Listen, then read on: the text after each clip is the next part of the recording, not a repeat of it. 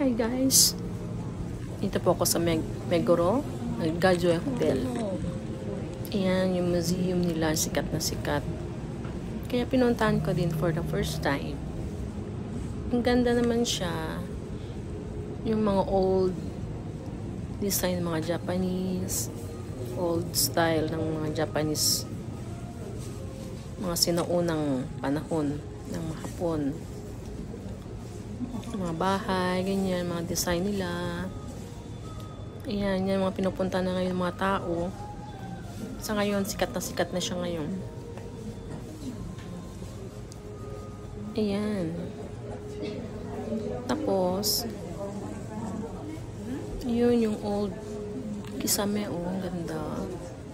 Ayan, yan din yung mga design, old design ng mga Japanese nung sinauna nila noon ng panahon daw. Tapos ayan, naka-museum na sila. Ayan, oh, gaganda. Tapos yung nakasabit dyan, mga goldfish, mga lucky fish ng mga Japanese.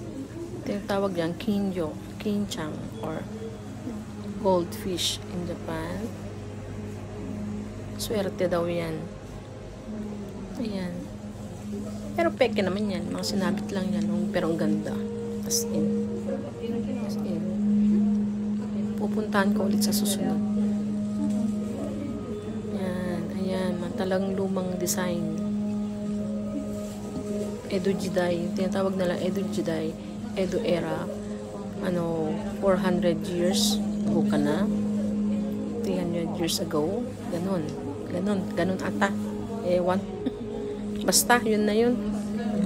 Ayan guys. Oh, diba? Ang ganda. Oh, yan.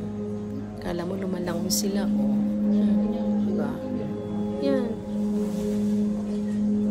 Iba-ibang klase ng goldfish. Kulay. Tapos, yung design ng bintana. Yan. Edo era. Yung mga sinaunang Japanese house dito sa Japan. Ayan. Thanks for watching guys. Bye bye.